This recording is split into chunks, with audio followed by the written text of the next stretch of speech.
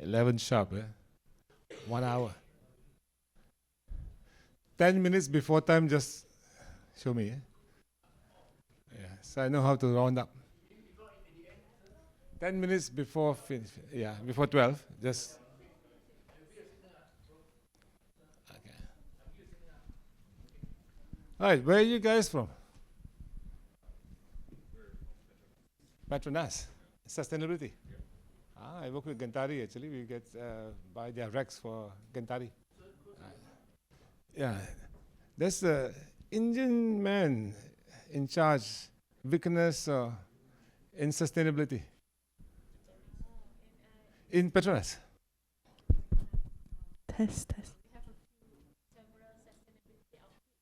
Oh, I see. Okay, and you guys? Ah, okay. I sold my first racks to Maybank 5 years ago to Ganesh. And sustainability, we combine hydro and solar and give them the racks. Yeah. All right. They're supposed to buy new ones again. Expired last year. And all of them Maybank, is it? Students. Trillion. Oh, students from where? From New Energy, Science and Engineering. Where is that? From Xiamen University, Malaysia.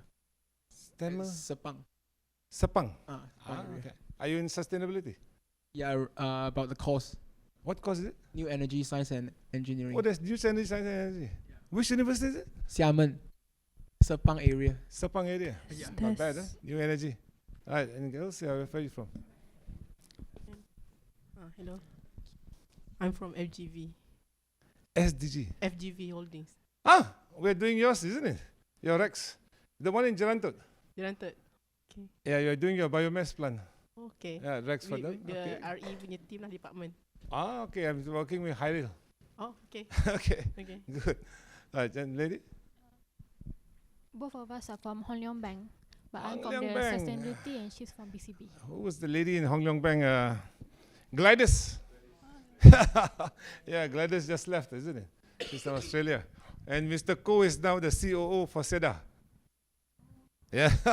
So you want any help with SEDA, you go and see Hong Leong also. You are from? Lee, Uh-huh. a consulting firm. Consulting firm into renewable energy. Sustainability, environmental. Ah, okay. ESG guys. Good. I missed you all. You are from, sir? RS Eco. Yeah. Not Eco Ideal. Pardon? Not Eco Ideal. Not Hans Boy. No. RS Eco. And you, what do you RS do? Eco. Consulting on Yes, ESG? yes, consulting. Excellent. All right. I know a good friend of mine. She's here. All right. Yeah. Hello. Hi. I'm Ben. I'm with the NGO Forever Sabah. Oh, NGO from Sabah. Yeah. I'll be going there next week actually. Nice. Right, good. Into which part, which area of the NGO? You're into forestry, mangrove? So we are trying Thanks.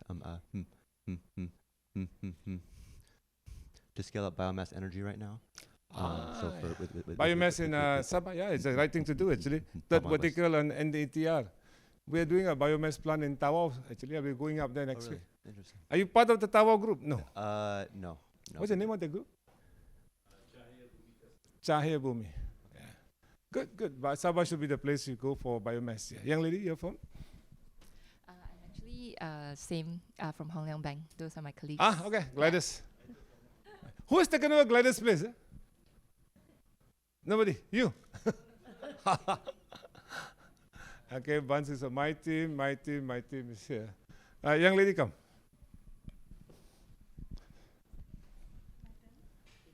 Young lady, you're from? Hi, morning. My name is Jessie. I'm from Bernard Business Consulting.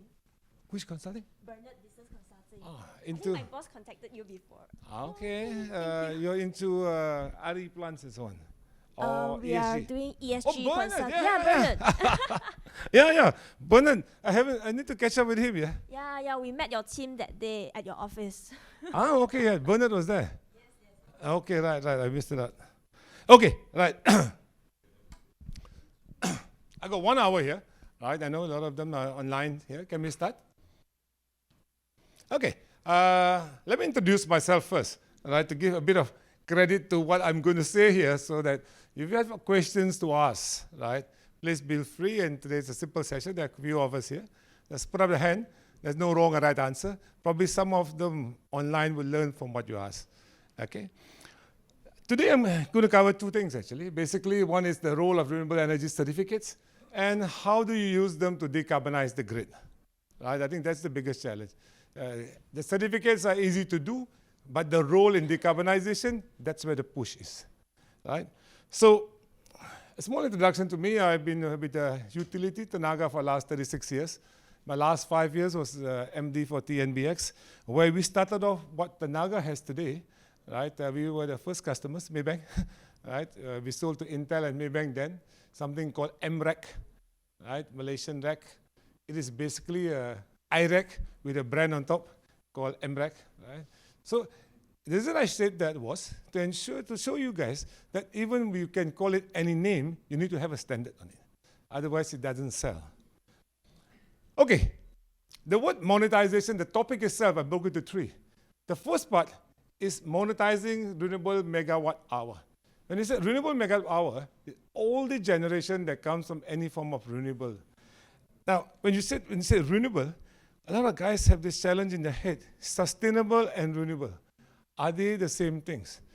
RE is a subset of sustainability. Right? Sustainability is a much bigger thing. Right? RE is a subset of it. Now, the best way to look at renewable is very simple. Look at the RE Act. 2011, right?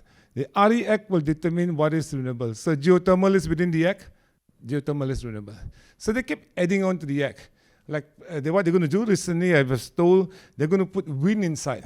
Wind is not there in Malaysia, but low speed wind is coming in, right? 2 milliseconds, 2 meters per second. When that comes in, then it'll go into the Act, and that becomes renewable. For the context of Malaysia, just look at the Act. So monetizing of renewable megawatt hours into tradable RECs. When you say tradable RECs, then you're creating a certificate with respect to the megawatt hour. One certificate, 1 megawatt hour. So you try to make it into an instrument that you can actually trade like any other commodity. Right? So you have a carbon certificate, which is a digital certificate. This is also a digital certificate. But this is related to renewable energy megawatts only. If you don't produce that, you can't do it. In carbon, you can do a couple of things, right? Nature-based, tech-based, and so on. This is specific to Scope 2, if you're familiar. I'll go through it with you. And producing those certificates. And what we do? We give them to customers who are RE100 companies. But presently, Maybank has started reporting already. All 1st of January. Reporting your ESG has started already. 1st of January, more than $2 billion companies. Next 1st of January 2026 will be those below. 2027 would be those ACE board. But we are just starting the reporting, not asking the compliance mandatorily for them to go and reduce the carbon, but just to ensure that the way we measure gets the same. As an engineer, they say it's very simple. What gets measured gets done. So you need to exactly do the measurements. So what they're trying to do is educate everybody with respect to how we should measure your ESG components, right? So there'll be a lot of training. You can go up to Bursa's website and get online training with respect to how to get it measured. These RECs are a solution to the ESG, right? So, but mature companies like those you see down there, the RE100 companies, these are companies which are operating in a compliance market. European, generally European-based, right? Right? And out of these RE100 companies, they have given themselves commitment to wanting to be 100% RE. Generally, the numbers I see is 2030.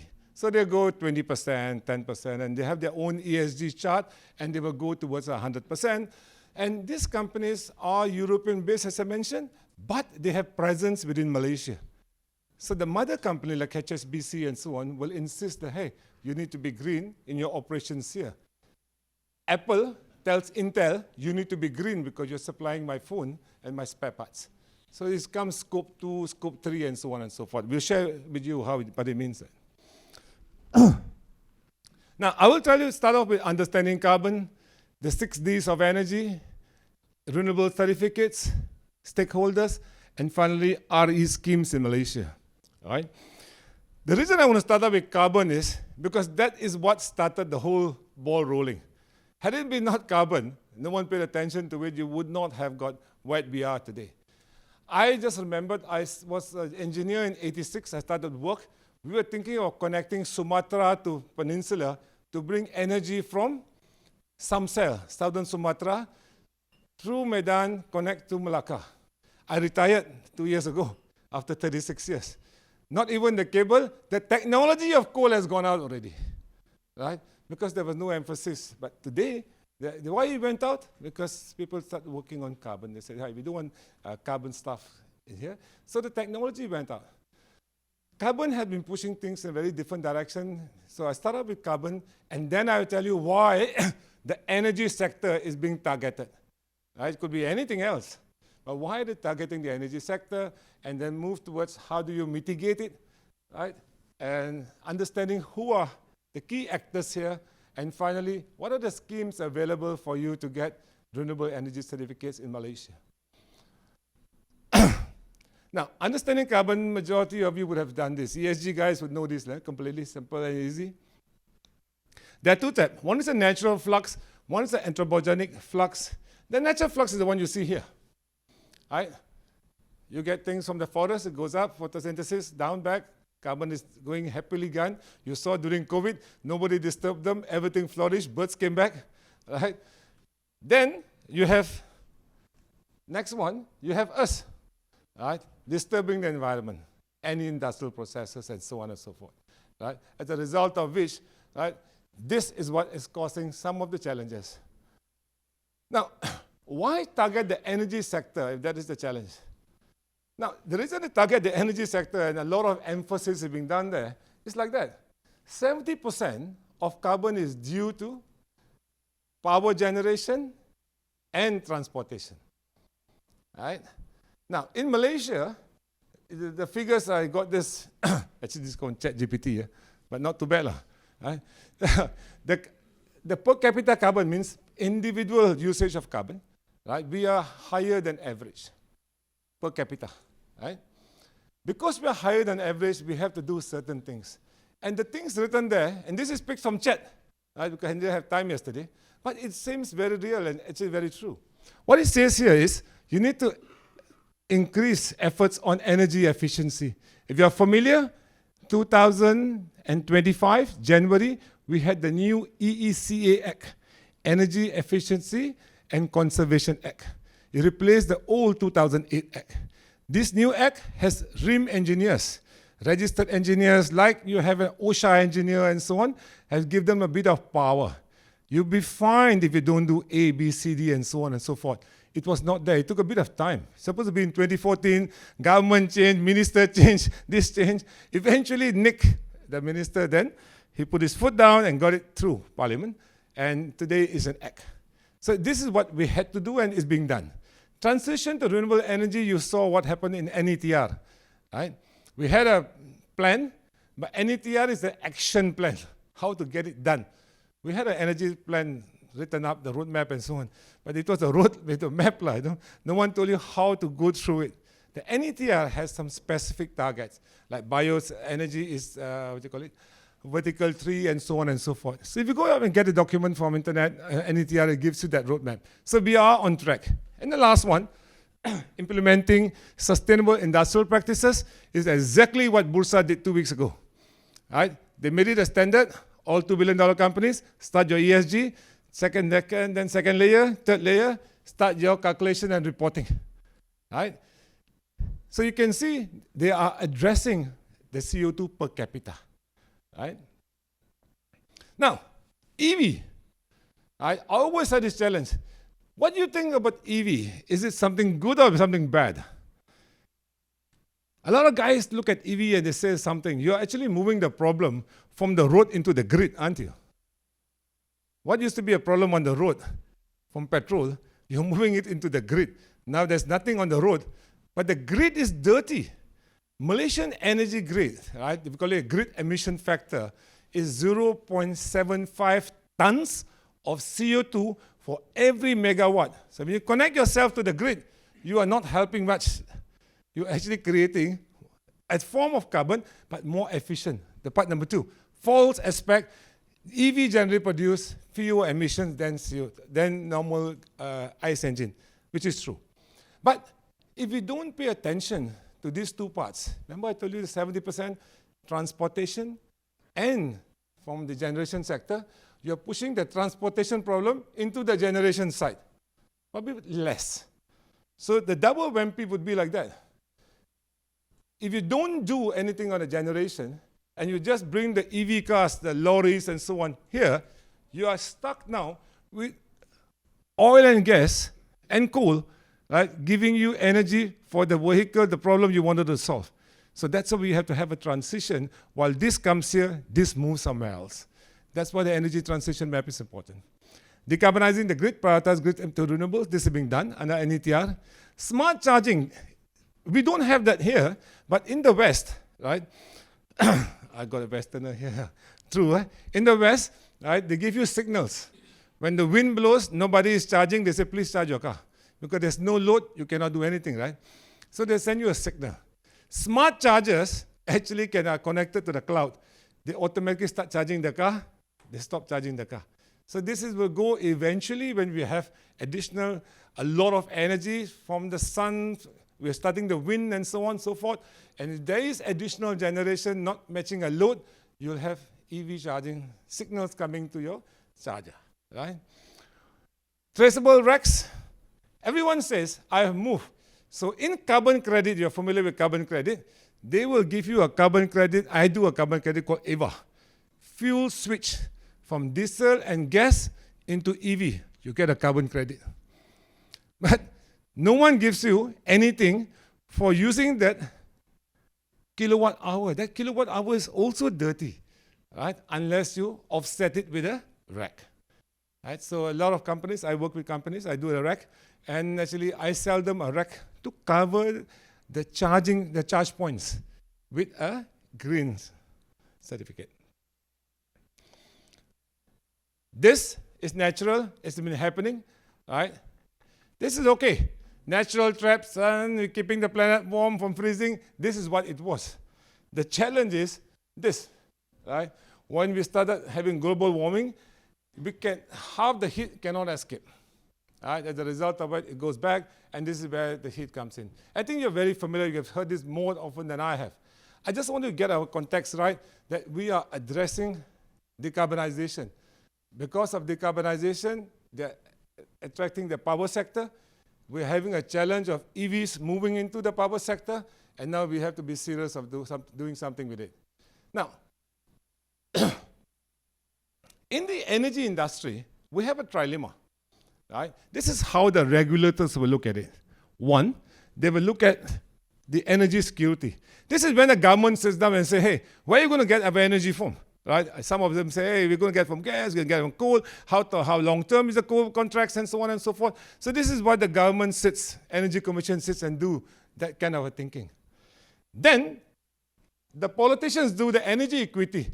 They say, hey, the lower end, make sure the tariff is cheap. Huh?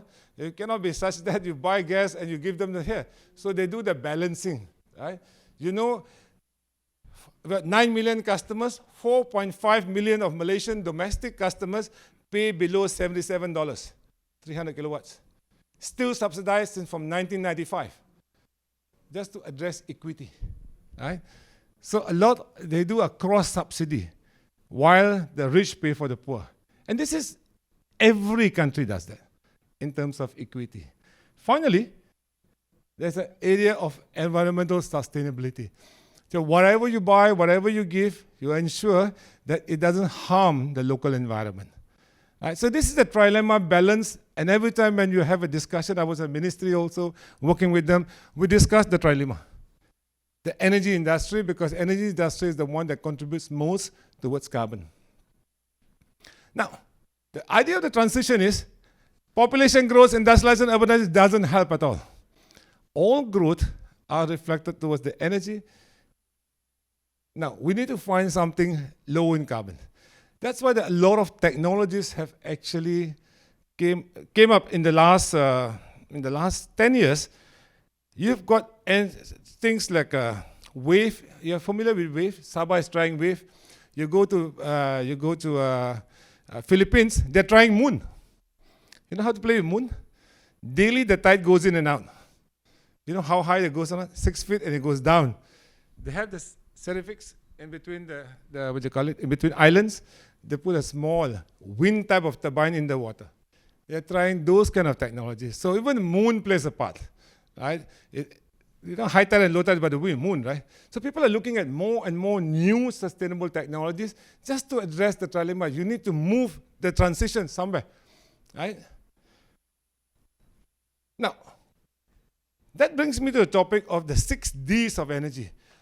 While we want to do decarbonization of the energy industry, we need to actually have certain parameters, things in place so that we are able to do it, right? These are the tools for us to be able to transit from where we are to where we want to be.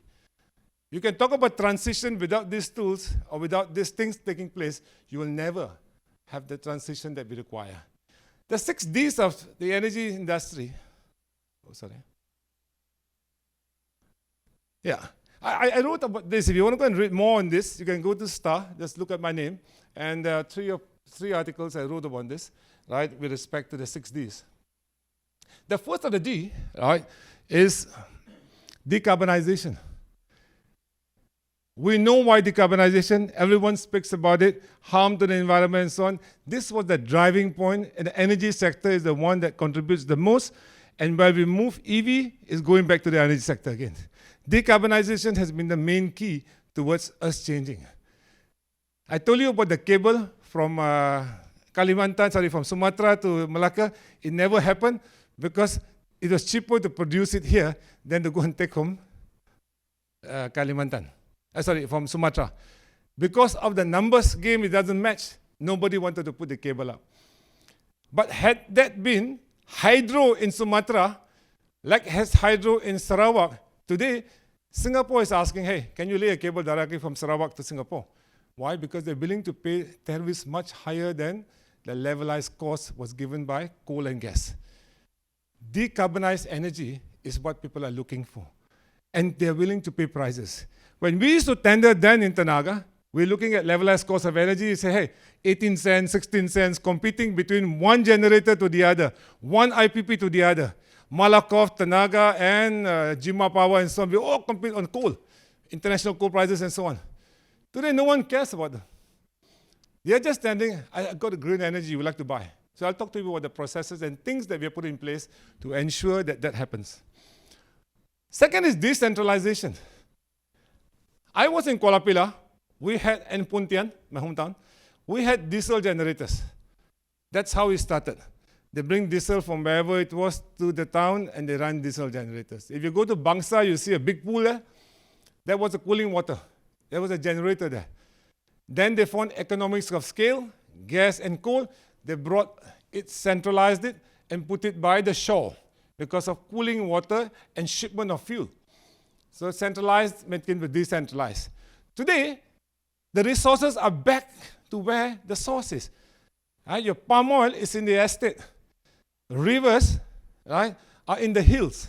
So you're going to get into decentralization again, right? Now, it's easy to do centralization because when you put the relays and network and so on, you're looking at one fault, you clear. But when you look at decentralization, the challenge becomes what? You have both sides of the candle burning. This side is here, and this side you're generating. So that's where you need to have a smart grid. Tenaga mentioned $90 billion for Malaysia. The grid to ensure that if this side trips, you need to knock this side off. You need to put a fiber cable connectivity. So there's a lot of work that needs to be done on the grid to bring it here, to get decentralization right. The third D, right? This is very important D, digitization. How many of you know you have smart meters in your house? Ada kan? Tenaga have smart meters. Smart. Actually, we want to catch people from stealing. That was the driving point because we had a lot of losses. But among other things, what it did was it could measure energy and we could time tag a kilowatt hour. The minute you do digitization, we do two things. We can measure and time tag. Anything that's measurable and time tag, you can trade. Right? So digitization created a market that people could trade energy, not from kilowatt hour, but I can sell to you 11 o'clock, you buy my 11 o'clock. I can generate 11 o'clock hydro in Perak, and I sell you 11 o'clock hydro in Johl, because you can time tag it. You can go peer-to-peer already. It was not possible then. But now, you can tag by every 15 minutes. That's what the meters do. So digitization created a different market. They're able to trade energy. So the decentralized plants now can start doing contracting already. Democratization. This is important because now that people know I've time tagged, I'm decentralized. You say, I want to be another Tenaga National. I want to supply myself. Right? I want to be able to become a utility among myself. So bigger boys like Sunway. Sunway buys bulk from Tenaga. Right? I was the GM customer service in 2011, 2012, right, for 2 years. We had 400 customers who were buying bulk from us. Noor, High Tech. Madam, where are you from, ma'am? Ah, okay. She has a smile. She knows the industry. Okay. Kulim High Tech, right? Kulim High Tech is, they call it high tech because they wanted to differentiate themselves from Tenaga's normal supply. They say, hey, we've got our own plant in ourselves. We give you better reliability. And now they're putting a 50 megawatts solar plant. They say, we give you lower grid factor. Now, this is a selling point already, right? Go to MAHB in the airport, 10 kilometer by 10 kilometer is basically they supply their own. They buy bulk from us. So many customers have already started democratization. Every shopping mall is actually a distributor. Tenaga just sells bulk. There are 400 of them. Right? So democratization is taking a very different look now. But then they had difficult selling. Now it's digitized meters. So now they got the whole thing, they act together. These are the 4 Ds. The 5th D is they're expecting the government now to help us out. They say, Mr. Government, right? Tenaga National, my works company, right, is not being very fair. Right? People complain at Tenaga again, tariffs go up, lah, they put standby charges, lah, and so on. Hey, please, could you please intervene and give us a way that we also can find a space in the generation side? So everybody wants to go. Everybody knows that generation is the biggest thing that will be affected by purpose of decarbonization. 70% is coming from power, and everybody wants to play power. Right? So they're asking, they're pushing for deregulation. And I'll show you some deregulation happening. Finally, right, diversification. You cannot depend on Malaysia alone. Right? We've got the LTMS coming from Laos. Why Laos? Laos has Tonle Sap. How many have you been to Tonle Sap? It's the biggest lake in ASEAN. Very big lake. It takes about 5 hours to cross it. Right? That's the battery of ASEAN. We call it the battery because it's storage. Right? It's up north, storage. We call it the battery of ASEAN. What we have in the south, Indonesia, Sabah, Sarawak, and so on, we have the gas fields here. Right? So how do you marry gas with hydro and the other resources? That's what they call gas a transition fuel. You cannot write off gas completely. Except after the fire in Subang, like we're thinking over whether should we write off the coal. But that has been a point being raised. But gas has been a transition fuel till Subang. Right? So countries around ASEAN are already thinking. Indonesia has formed a committee on nuclear already. Right? I think we also, we've been thinking about it like SMRs. I was given a brief by the US Embassy. I was part of a group. They were telling us, why are you all against nuclear? I was 10 or 12 of us. Everyone said the bomb lah. They said ever since the bomb, we'll be having nuclear submarines going across the Straits of Malacca for the last 60 years. That's why you cannot see them because they're so deep. They're lying down there for 3 months. Because they're nuclear submarines. They already have SMRs, the last 60 years of technology. Have you seen a blast of nuclear in the ocean and they're army ships? No. So that's the selling point. SMR has already been there, being used. just that we have not tried it. Right? We still have this fear of World War II. Right? So diversification, and finally, right, this is you will have bilateral, multilateral, and regional. We are already, the northern states, the one, Thailand, Burma, they're already talking to India. Right? We're talking to North, to China. So multilateral things coming up, besides having in ASEAN. So you can see how the energy is going to grow. You're going to get why you want energy, because energy is the biggest contributor to carbon, and we need to reduce carbon because of the climate warming. And this carbon has to be addressed by the energy, and the energy is moving, and they have got 6 areas that everybody is paying attention to. Okay? Now, then it brings us to a topic, this is just sharing with you. Utilities, as a result of it, have changed. We were basically selling a kilowatt hour. Then utilities in Europe, I'm not sure, your place, Celia, they give you power, gas? No? Just electricity? They call gas? Yeah. They're different, right? They provide more services than just what Tenaga does. And then they became a services company. Tenaga provided services like we wanted to do services behind the meter, and you can do G-Sparks provides you solar on the rooftop, right? And then eventually digitization, right? You can actually buy and sell electricity on peer-to-peer models using your utility app itself. Then, now it brings up to the idea of what do RECs do now that you know the market? You're decarbonizing. You've got already now the energy industry has moved to digitization, etc., and so on. Now, what is the role of a REC? Right? It's not WREC, REC. The REC, REC, Renewable Energy Certificate. Now, for green electricity to move across borders, when I say green, that means renewable, right? Remember, we want to move EV to the grid, brown energy. The brown energy must also move and become a bit more green. Otherwise, you're having a double whammy, isn't it? So for green energy, electricity to move even across borders, when I say the grid moves power, means copper connected moves kilowatt hour. Your copper connected moves kilowatt hour. How to move green? RECs move the green. So if Laos wants to sell to Singapore, the energy from Laos will go actually and finish off in Thailand itself. The electrons are not going to reach Singapore. Singapore is going to get power from the coal plant in my hometown, right? And Malakope coal plant, that is the guy going to give. By Kirchhoff law, engineering law, the nearest source is Singapore. It will come from Pontian, right? Or another power station somewhere in Pasir Gudang. But the thinking behind it is, if you put 100 megawatts, 100 megawatt plant, and you inject into the grid, they put a meter up there, and they put a meter at the border of Malaysia to Singapore. And because you have digitized it, you exactly know what came and what come at what time. And you can actually write a contract, a smart contract. Peak hours, you pay how much. Off-peak, you pay how much. In between, what does Thailand get for doing it? Thailand gets wheeling charge.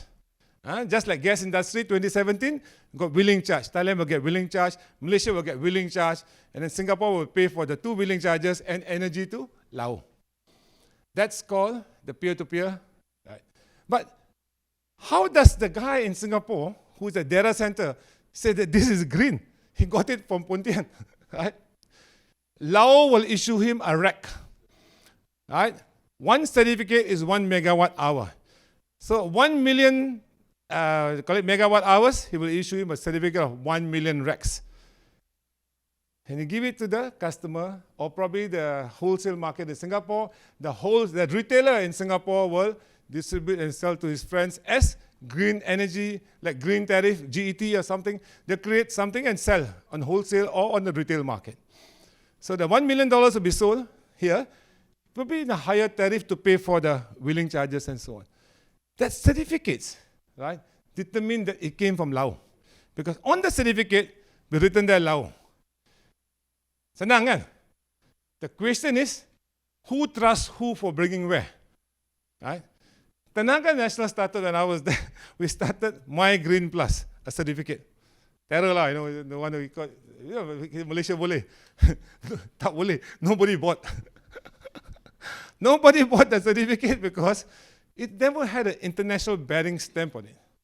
The guys who are buying the MNCs, the RE100 companies, they're not fools themselves, They've got an ESG department, right, who look at, hey, where am I buying? Where is this money going? I'm paying more than tariff. I should just pay tariff. I'm going to pay extra 10%. Where is my money going to go? They ask questions like that because they're the ESG department. That's the job they're going to do. I will share you some experiences. Oh, what is this going? Madam? Yeah. Okay, watch it, sets up. So, to transfer from Laos, or for us to transfer to Singapore, we had the new plan the government announced, RECBES, Renewable Energy Cross-Border Supply Scheme. Remember, they announced it about the beginning of the year? Even there, they mentioned the RECs will be given to single buyer. Single buyer will transfer to EMA, right, the market player. It's difficult to measure green in the grid because it's a mixture of both green and brown. The only way to differentiate is to take the measurement from the green device, create a certificate of authority, and then transfer it.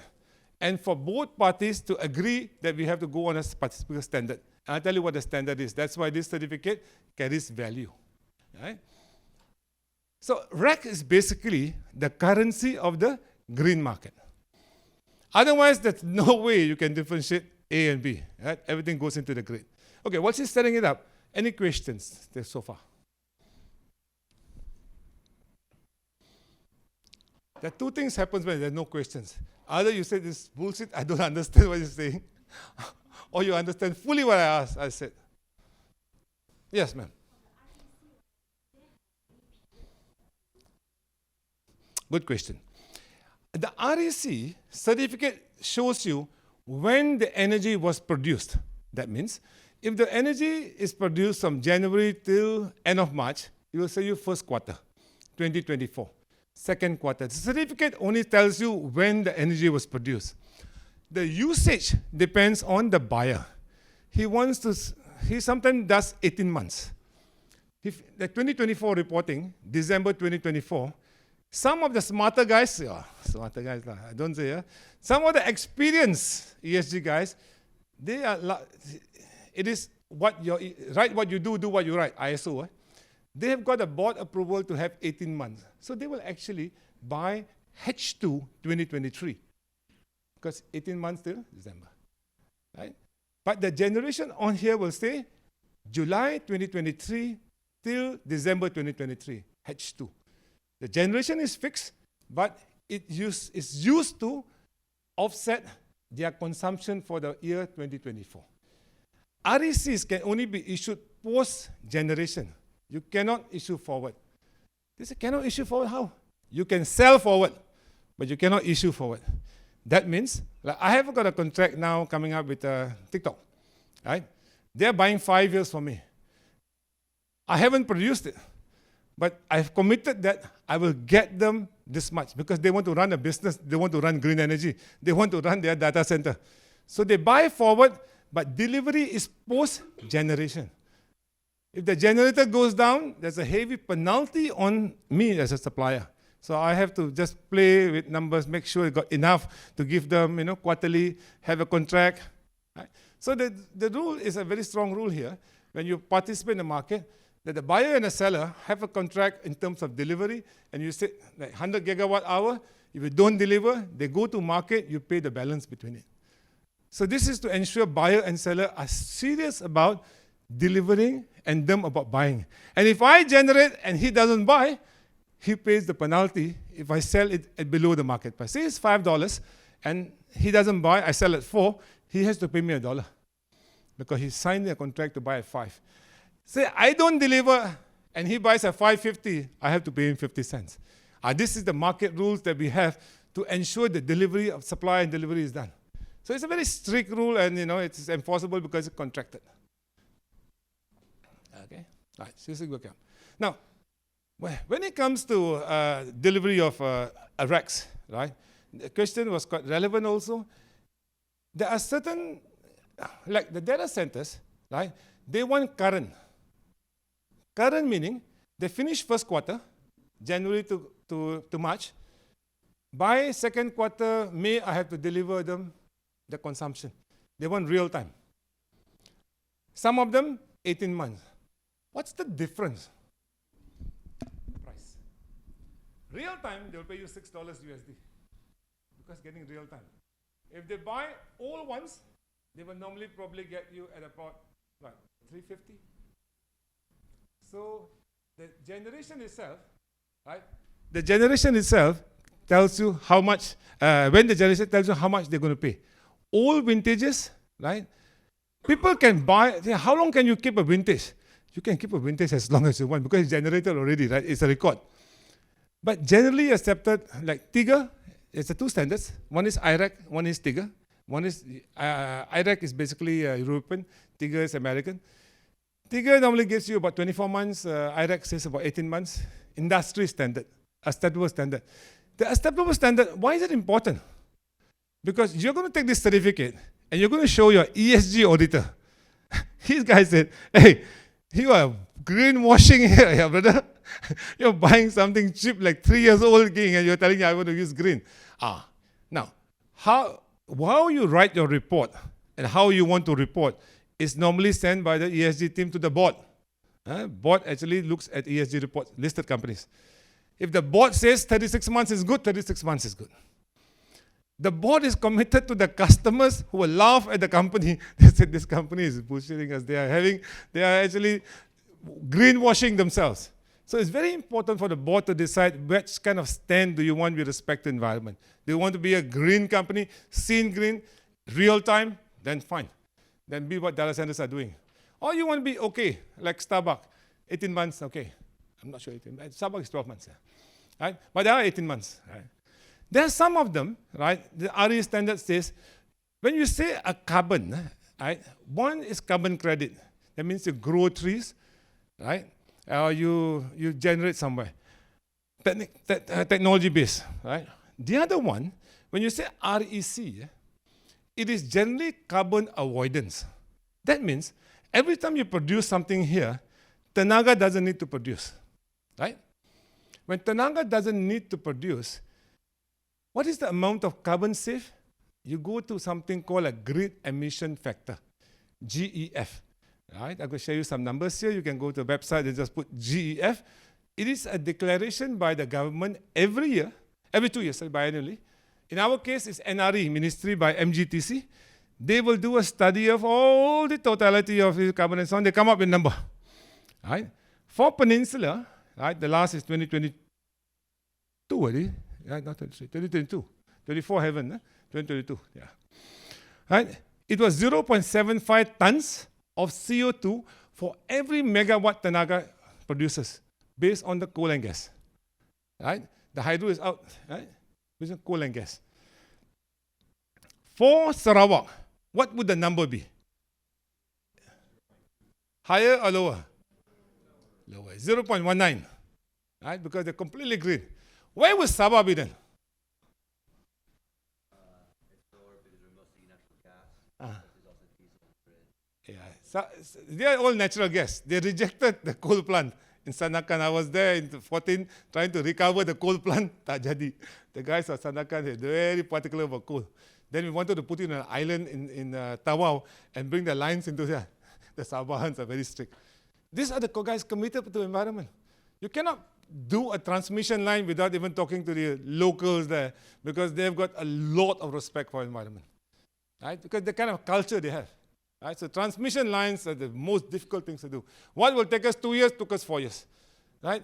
I remember telling a story I was doing it, going up to a transmission line and the guy said, you cannot dig here. I said, why? He said, I got my ancestor planted down here. Where? I said, there.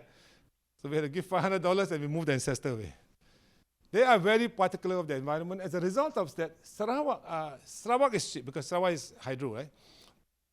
Sabah has no coal, 0.55. Right? So they are lower. Here, Peninsula, we got a lot of coal. We started coal because we wanted the big industrialization. We want to give cheap energy, an option for people to come in here. A path we took then because coal was the cheapest part. Coal is still the cheapest part. But at the expense now, We're bringing in new technology, no more the traditional brick and mortar type of work, and we're bringing in high-end data centers. They said, hey, I'm not going to take your 0.75 tons because they have to report their scope 2, 0.75 tons. They rather go to an economy where they have more green. Best is go South Vietnam. Lah. It's all full of wind and so on. Why are they not going South Vietnam? The grid is weak. Data center cannot have a spike. Malaysia is about the strongest in ASEAN in terms of our grid. So while they have to come here, we have to start providing them green energy. That's why you can see the push towards green is very strong. In the last year itself, I must respect Fadila and Nick actually. They have come up with so many policies. CREST, CREAM, CGPP, SALCO. And I'm telling you, that never has happened in my whole career, in 36 years, that you have 5 schemes in 1 year. Now, you can see the determination of the government. They started the first CCUS, carbon storage, 3 months approved by Parliament. Opposition also keep quiet. Why? They all know the need to take care of the gas fields. Because that is where our revenue would be. That's where people need to do storage. Right? So you can do what in carbon? Right? See, everything is carbon, right? The first part, you can do carbon credits. Second part, you can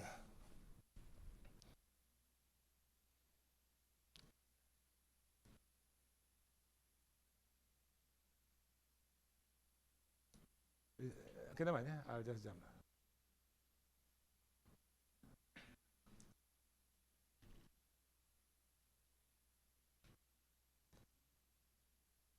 Okay, we were here, right? Okay.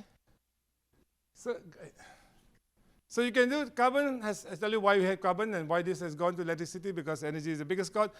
You can do carbon, right? Carbon credits, plant trees. You can do carbon avoidance, do green, right? Grid generation, so you avoid the grid.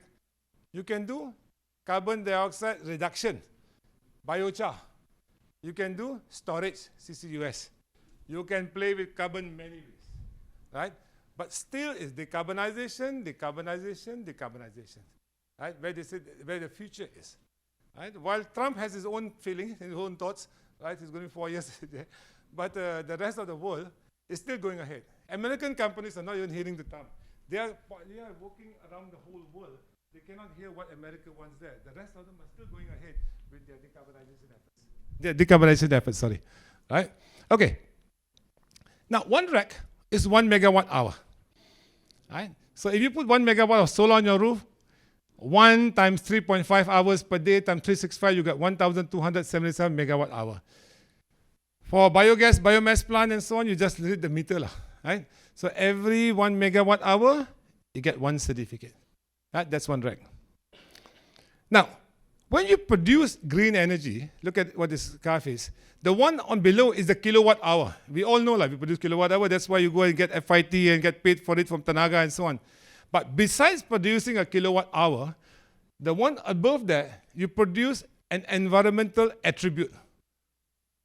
Means you create a product called a rack, which is an carbon avoidance. Means tenaga you tak payah buat, saya tolong buatkan. Huh?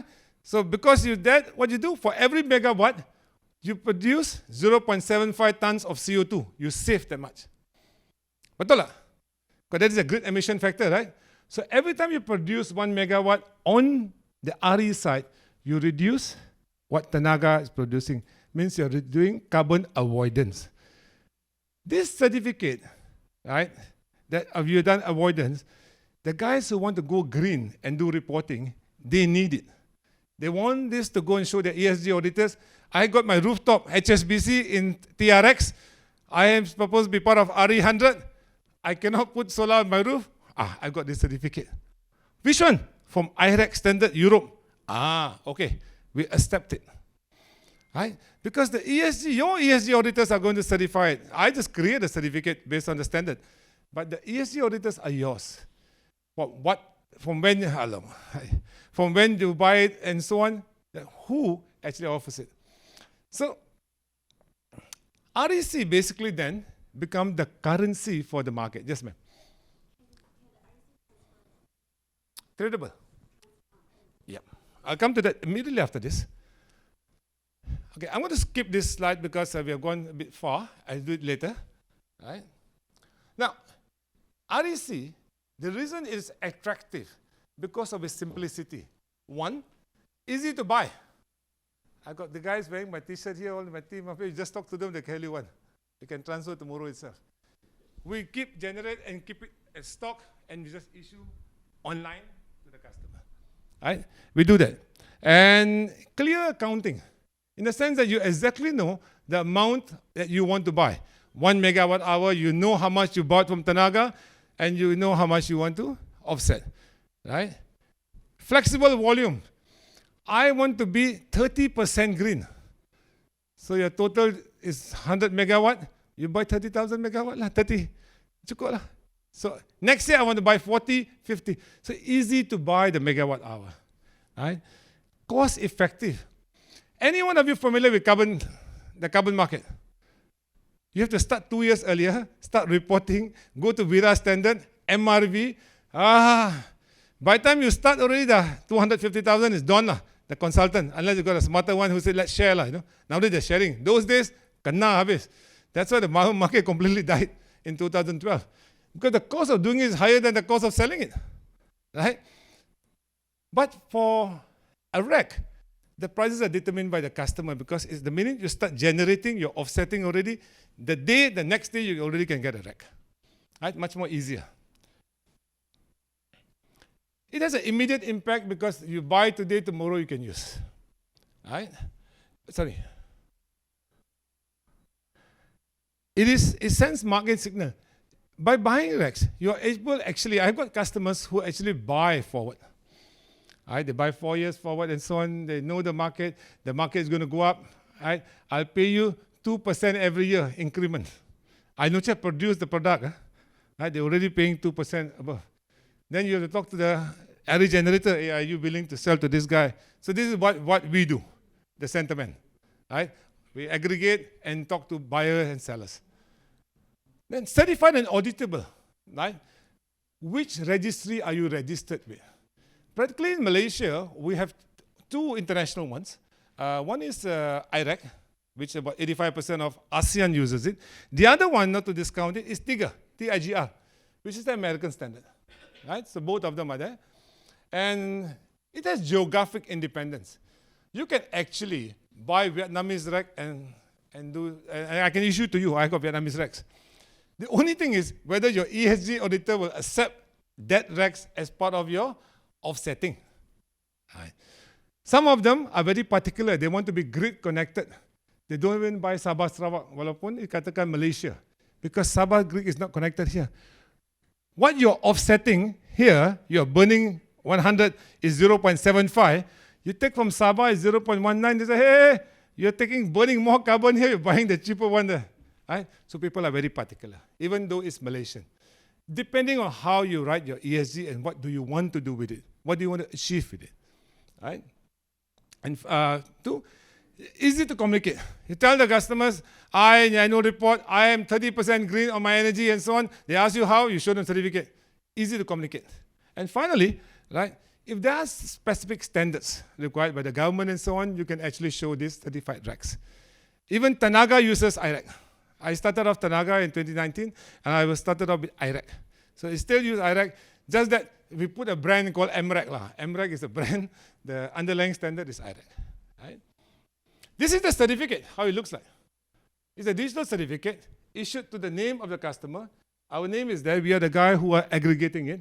Then there is the quantity of racks, which I told you easily to know, 1,000, 2,000, 5,000 racks. Then it comes up with the address and location where you had done the consumption. If it is a factory, put the factory name. Right? We've got 10 factories, we put the headquarters name. Right? So this is where the consumption was done. Right? Where the energy was procured. So I've got semiconductor companies who are based in Penang, but they are centralized here. I generally tell them is one site, use the Penang site to be as accurate as possible. Then the period of reporting, you ask the question, ma'am.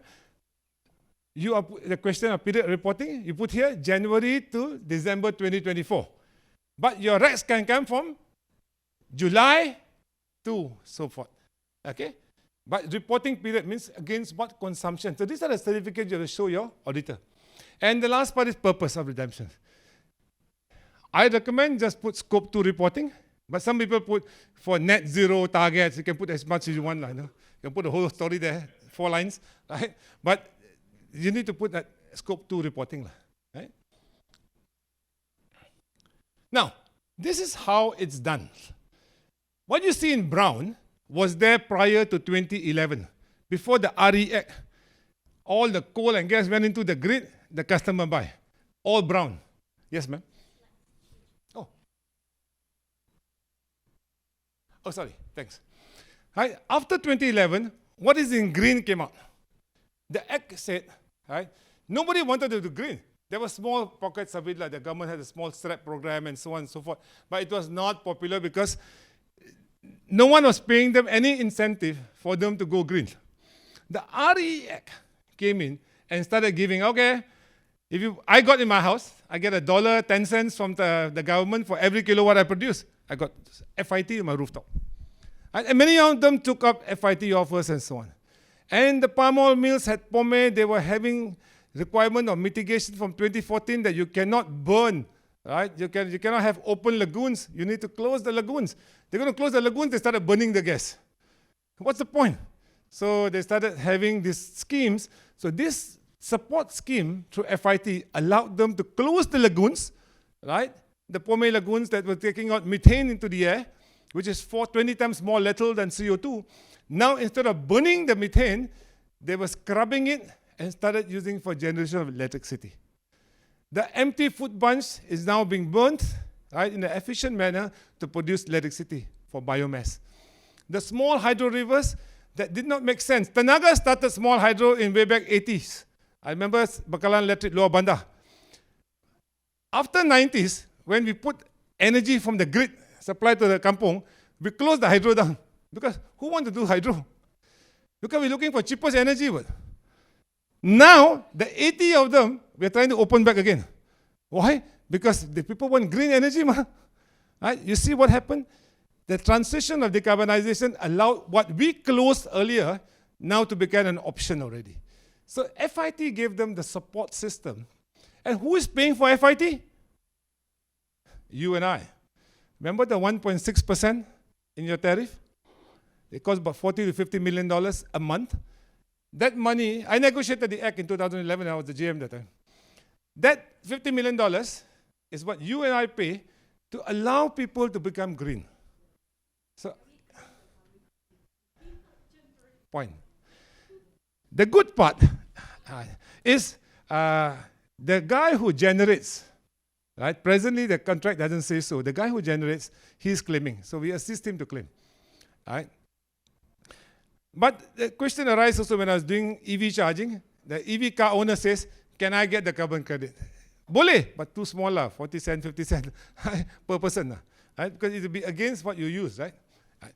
So now presently the claims are done by the RE developer and so on and so forth. What is important here, the RE Act in 2016 found solar has gone down below grid parity. That means 1 kilowatt of solar, UEB was speaking in parliament, 1 kilowatt of solar is equivalent to 1 kilowatt of gas, 1 megawatt of gas and so on. So they removed FIT from, solar from FIT. So now FIT is only for 3, biomass, biogas and small hydro. Probably they will look at slow speed wind and so on. Then they came up with some other schemes. But what it did was, we will take the reading from the generator, we will issue a rack, take the rack, put the name on the buyer will give us money and we give it to the generator. So this is how the whole scheme works out. Why does the corporate customer want to give money when he's already getting energy from Tenaga?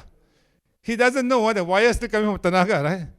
He believes that if he pays racks and the money goes to the developer, he is contributing to the growth of green energy. Belief, right? So he tells everybody, I'm green energy, I buy the certificates, the money is going back to the developer. So the developer will put more green. The idea of them doing this support here is to create money so that more revenue goes towards getting it greener and greener and greener. Right? That's why he gives back, the process goes back to the RE generator. Last year we gave about $10 million back to customers, right? Just for the purpose of the racks. Not my money. I took money from A and gave B. They use this for maintenance. They use it for a lot of things. Hydro has a lot of challenge. Flooding is one, Malaysia. Right? Sometimes the plant goes down, and they haven't put that in the financial model. So they have a lot of challenges, what we call it VRE, Variable Renewable Energy. Right? Okay. What is the REC certificate? Your question just now is tradable. It is tradable as long as I don't retire it. Remember, I make the certificate. I can trade with anybody I want until I go to a corporate customer and put his name on it. Then it's like a blockchain ledger, right? A number comes out, retired, can't be used anymore. That means January to March, I put, madam, your name on it. It is retired to you or redeemed to you. Nobody can book the January to March again because we have a centralized ledger. It is a system I log into. The whole world logs into the same system, IRAC system, called Evident, the registry. Only the owner can claim. So the LSS racks, right, which I did into MRACs then, right, the contract says between the buyer and seller, Tenaga owns it. To be fair to Tenaga, Tenaga doesn't put it in our accounts. We redeem it for the government. We give the money back to the government. But we do the work, right, because the two parties in the contract, us and them, so we take it and we give it back to the government. The money, the money, right. But what is important to see here is when you tie up a PPA, look at who owns the environmental attributes. A lot of people never pay attention. So when we come and redeem and do the work for you, we ask you for the PPA. The guy, alamak, PPA, sometimes the PPA, the EPC puts 50-50. I work with Malakoff. They are good customers. They want to share with the customer. Because the customer has to do reporting, they say, okay, we got 50-50. Whatever you do in a PPA is what will be reflected in terms of the sales when we monetize you back. Right? You can put all belongs to you. Some of the EPCs are kind. They said, give me the job and I give you the environmental credits. Boleh juga. Right? So depending on how you do your marketing. But this is value. It is about 2 cents per kilowatt. Today's pricing. You can reduce your cost by 2 cents. Anyone, anywhere can use. You can switch to green anywhere you are. HSBC and TRX, they buy a rack, they say we are green. Right? So, and the last part is only, it gives you options, right, that may not be suitable for, you don't have rooftops and so on, you can actually buy a rack. Now, how many of you are familiar with greenhouse gas? Right? You all are, you know greenhouse gas, right? Okay. Now, this actually ties up very well. You're familiar with insetting? We have offsetting, insetting. Right? The first thing in mitigation for scope 1, you need to do EE. Remember why we are the biggest per capita CO2 against the world? You have to do EE. EE is about energy management. Now the Act EECA says, A, B, C, D, kena buat. More stringent Act. There's EE. And then if you have balance, if you have rooftop, you can do RE on your rooftop. Right? As an engineer, and also a RIM, right? You need to do EE first, then do RE. A lot of guys, they just worry about putting on the rooftop. The whole system is using the incandescent bulbs and everything. I pay Tenaga 50 cents, I'm getting 30 cents here, I buy here. Please do EE before RE. Right? Prudent practice. But racks are only allowed for scope 2. Megawatt to megawatt. Right? A carbon credit can use for scope 1, 2, and 3. 1, 2, and 3. Sorry, guys getting his hand by two. Collar mic here. Right. So 1, 2, and 3. But this is only allowed for scope 2. So whatever you buy from Tenaga, so the auditor will ask you, can you give me your TNB bill? He will look at the TNB bill, divide by 1,000 the kilowatt, become megawatt. He'll multiply by 0.75. No rocket science. That's what is done. Okay? For energy. Right? You can have for water. I know Kedah is putting up solar on their rooftop, on all their plants and so on. So Kedah wants probably to tell customers coming to Kulem High Tech that your water is also green. Sarawak, the gentleman was, the CEO was a very smart guy. He has put solar on the dam. What dam is that? Lupa dam. Not Bakun. The other one. Murum, not murum. Anyway, he's put batangai, right? And he says now, the environmentally unfriendly dam is environmentally friendly because it's got green on it. He said now this dam, though large power people don't like it, but this is when I'm putting solar on the roof. So he said, hey, my dam is green. People do many things to sell what they want to have, and it's the ear of the buyer they're trying to attract. Right? So they put in the panels and so on and so forth. So you can see this is basically a buyer-seller's market. Now, what makes it more exciting? IREC, right? Like any other REC. The standard IREC is adopted by RE100 says, if you have IREC, I will accept. So that's why IREC is popular. CDP says, if you have IREC, means they follow our standard. So IREC is like an ISO, it's a standard, right? So who are the other players in the market if IREC is the standard? The ecosystem consists of either Evident is IREC, Evident is registry, or TIGA, I told you the American one. These are basically the registries. They hold the assets, right, that you do. Then you have the frameworks and voluntary actors. I tell you later what voluntary actors are. The frameworks, right? RE100 framework and so on and so forth. Then we have the standard. Standard is like Evident, like ISO. So you want to go and find out, can do, cannot do, you go to IREC. Now it's called ITREC, no more. The reason it moved from IREC to ITREC, why? For years it was IREC. Last year they became ITREC. They realized that carbon is a very big game. So now they have IREC-E for electricity. They've got another product for carbon, another product for hydrogen. So they call themselves ITREC. Right? Knowing that people are going towards decarbonization, they also want to get bigger. Right? So that is the standard. Then they have a central issuer. If your country doesn't have an issuer like Malaysia, we go to GCC Scotland. In Thailand, you have a country issuer called AGAT. Singapore was an issuer. Singapore pulled out last year. Why? Because market not growing, cost going up. So they go back to GCC.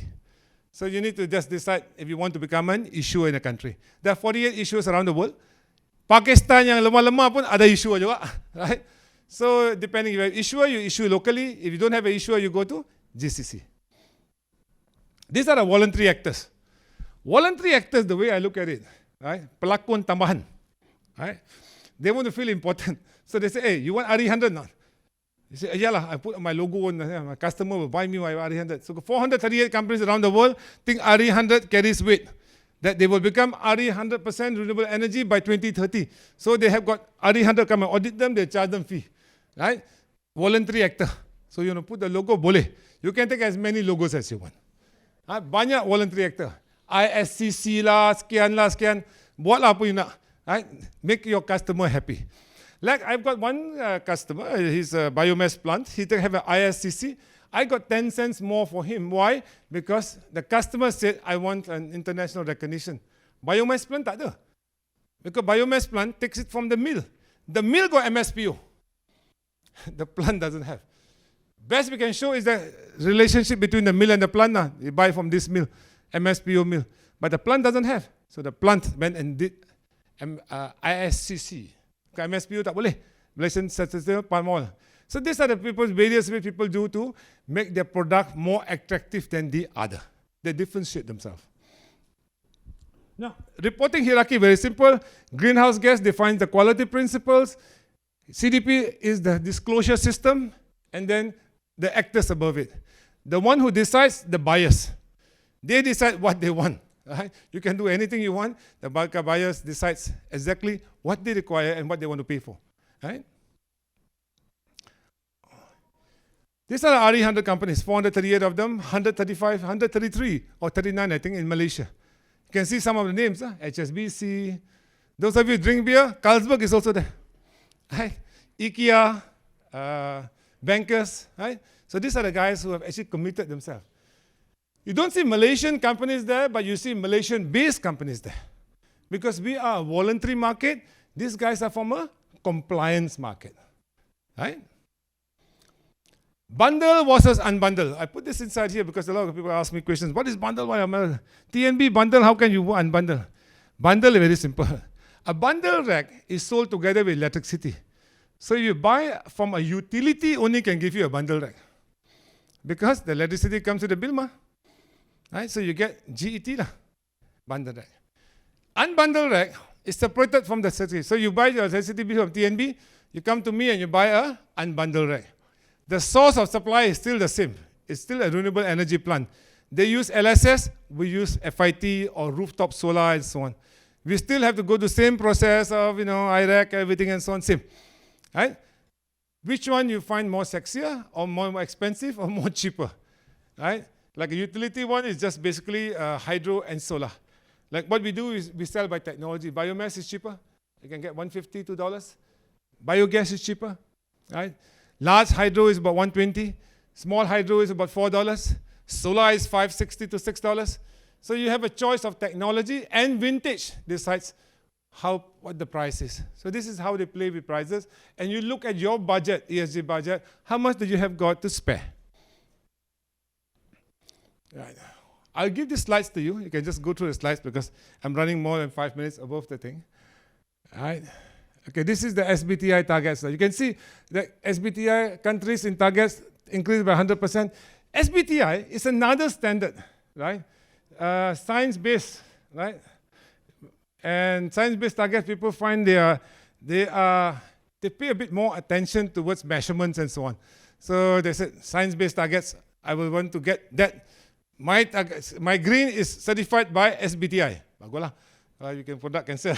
Right? So you decide what targets you want. But you can see the growth of each of these standards. CDP is there. 23,000 companies around the world, right, report on CDP. 60% of global marketization, of global money capitalization, companies use CDP, right? Okay, I'm going to just done. Now, finally, just last slides. Now, in the whole process here, right, there are 5 stakeholders: the governments, the utility, the customer, the generator, and the financer. All these have to work together. How it works starts off with first the customer, the buyer. He decides what he wants to do. The buyer is not buying racks. No point wasting your time because he just want to get energy, right? Brown energy. He's happy the way he is, right? Probably the product he sells doesn't demand him to be green, and there's no compliance from the government. Why would he want to go and buy green? 2026, steel industry got carbon tax. Singapore carbon tax is Singapore $40, from 25 going to 40. Guess how much is the price of a rack in Singapore? Malaysian is $5.50 to $6. What is the Singapore price? USD, yeah? USD. For the same 1 megawatt, $65. Okay? So you can see why? Because they got carbon tax. Otherwise, you pay here, you pay here. So carbon tax will be one of the ways they want to mitigate and reduce the consumption, right? Corporate customer and the financer. The financer finance the generator. The generator produce energy and gives the utility. The utility, from there we get the racks and the kilowatt hour. Then there are people like us who are the traders, and the exchanges like Bursa Saham is the exchange. You can buy from the exchange, right? We also trade on Bursa Saham ourselves as traders. Right, so that is the exchange. And then the government sets the framework. Right? When it says set the framework, it says which are the schemes that you can participate as a generator to go and produce energy. So governments are important because they got NDC targets. Paris Agreement, they got NDC targets and so on. National determined, what is C? Contribution, I even forget the C. NDC targets.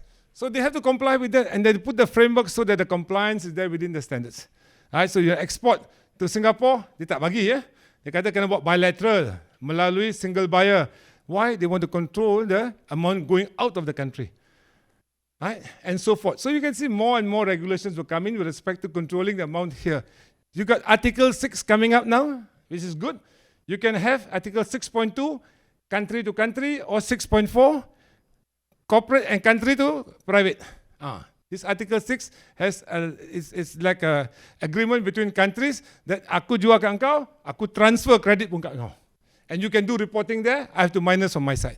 So these are the new things that are coming up in the Paris Agreement. Right? But everything goes back to carbon again, and the framework by the government. Now, this is my last slide. When you say government frameworks, this is what it is. The first framework we started 2011 were the feed-in tariff, right? And RPS is there in Indonesia, and so RPS or FIT, the basic schemes. One is a rotan, which is RPS. FIT is a carrot. They say, okay lah, I give you money, please generate. Both, one puts the weight onto the distribution utility, you must have green. The other one says, hey, I give you money, please generate. Both are there to encourage the growth of green energy. First generation.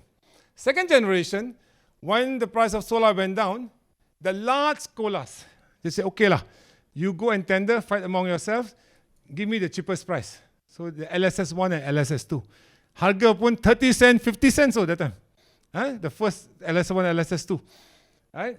Then for 2016, no more FIT support because the price of gone below grid parity already cheap. So what they did, they had introduced net energy metering and self-consumption. NEM 1.0 never worked. Bin came. 2.0, she said one-on-one. Everything you produce, I give you 1 cent back, same cent back. Became very popular, everything quota finished. NEM 3.0, C&I industry. They say, hey, you are taking too much money. You only can sell at system marginal price. Means average cost of buying electricity by Tenaga, you only get paid.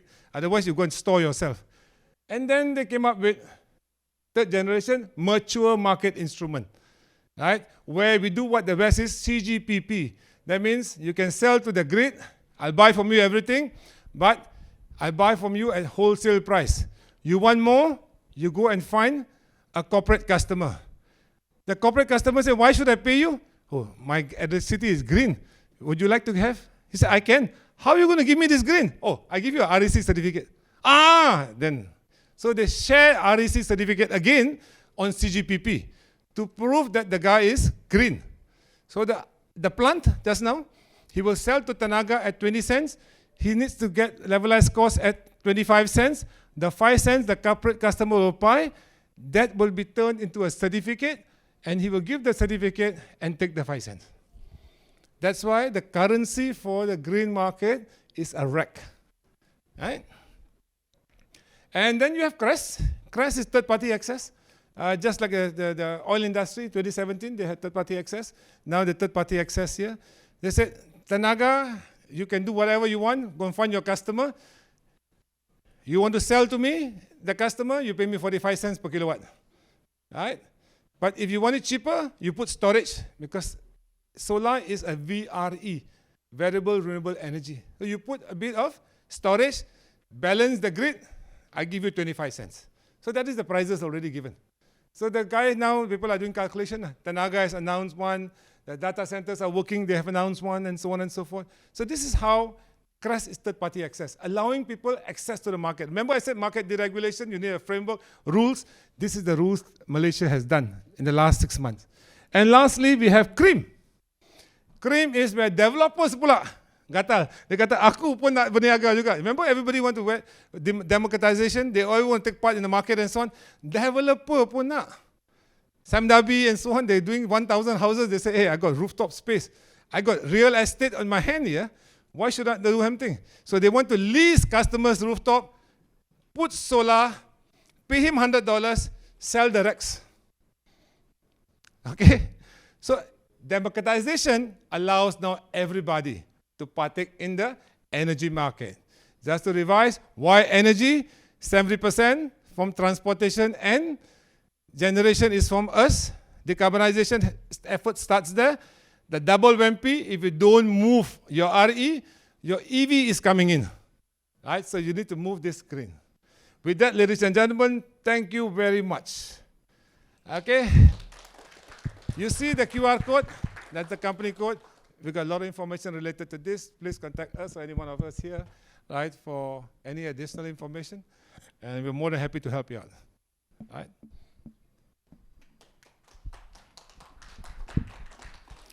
Okay, any disturbing questions?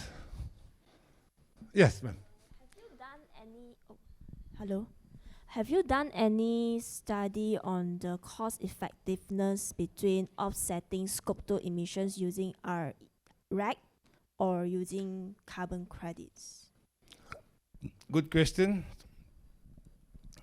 In Malaysia, if you look at Dr. Winnie, Dr. Winnie, kan? Dr. Winnie is the head of carbon for Bursa Saham. She was in Seda when I was there. The VIRA standard doesn't allow you to register a RE project for carbon credit anymore. Don't allow anymore, right? Because they only allow for LDC countries, least developed countries. So you can see Phnom Penh and Cambodia being able to register. Now, buying a REC and buying a carbon credit. So someone asked me, what is the price of a carbon credit? And I was there in the seminar, and I said, people say $8 to $40, right? $8 to $40 is a big price. I want $40, why should I get paid $8? And the buyer say, I want $8, right? The best way to determine a carbon price, right, is you look at the cost of insetting it. If the cost of insetting your own carbon, right, doing energy efficiency or anything else, efficiency within the plant, is going to cost you about $25 per kilowatt in terms of saving, then if you get $20, you buy, right? So depending on the industry, what would be their cost of carbon would be how they calculate their cost of insetting it. The cost of insetting is so expensive, then go buy it. Depending, go buy a REC, cheaper, right? So the question is right, but it needs to go by industry and standard. How much does it cost you to do the cost of insetting? Carbon credit is still buying from somebody. Right? You're going to pay somebody.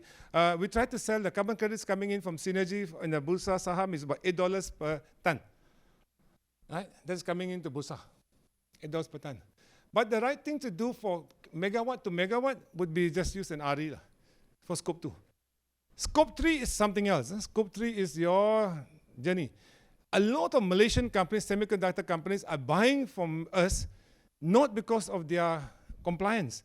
They are scope 3 to a value chain. They're supplying Intel. Intel is scope 3 to Apple. Intel has to be green. So Intel say, okay lah, dia buat semua, dia bumbung semua, dia pasang and so on. Then the suppliers are not green. The guys who are doing all the chip makers and so on. You also must be green. So they come and buy from us. So our customers are based off those guys. Right? So the process works. Everybody takes care of, so 1 and 2, the 3, they point this guy. Then the guy who gets pointed number 3, he do 1 and 2, he point down again. 1 and 2, you point down again. So everybody gets involved in the whole value chain. 3 is basically a value chain. Right? That's why you have green procurement. When you're green procurement, what do the procurement guys do? Follow the money, right? Best way. So you have to put tender and so on, and your guy has to submit the local LO and so on. The guy won't issue the LO if you're not registered as a green generator. So you say, are you green? No green. Sorry, this guy cannot tender. So very simple, follow the money, procurement decides. So everybody becomes green in the value chain. That's why they got a lot of courses on green procurement. They're just trying to shift out those who are not green. So everybody starts buying and want you to become green because they want to partake in the tenders. Right? Okay. Any other question? Yes, ma'am.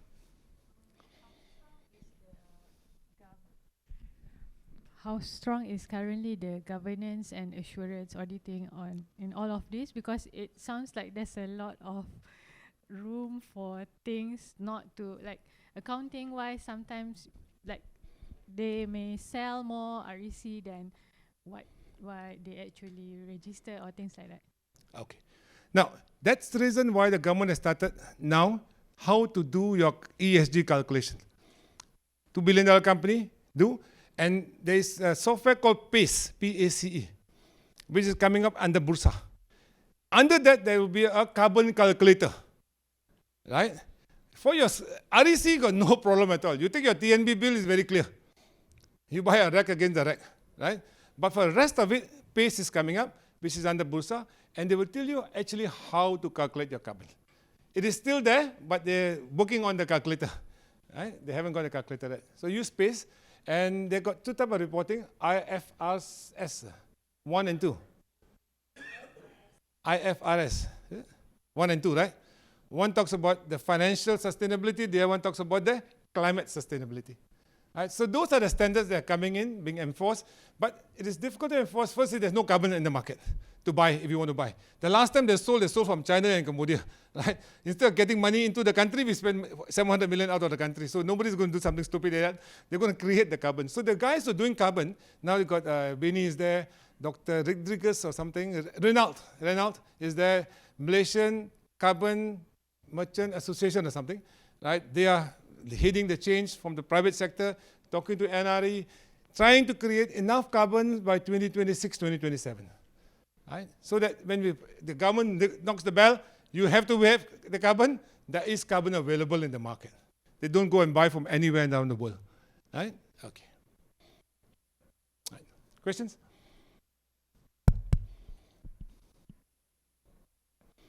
Can I ask, gentlemen, where are you from? I'd like to know the audience actually. Hello, my name is Hasif and I'm from NIOSH certification in Sdn Bhd. Read NIOSH Oh, certification. nano. Ah. Okay. We have a technology on nano in terms of solar. They say they can do a lot of good work. Nano has get more generation. Good. Ma'am, both of you? Same. Oh, same nano. Right. Your boss is still the same tall guy? From Subang, kan? Oh, Bangi, okay. Gentlemen, sir? Petronas. Same. Okay, good. Petronas is a big guy. We used to work together, Tenaga, in getting renewable energy. Ma'am, you're from? Petronas, yeah. Okay, good. Oh, Petronas.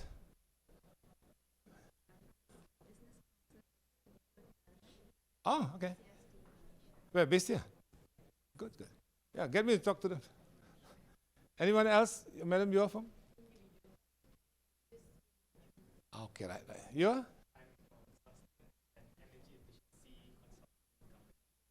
Okay. We are trying to have a carbon credit for EE.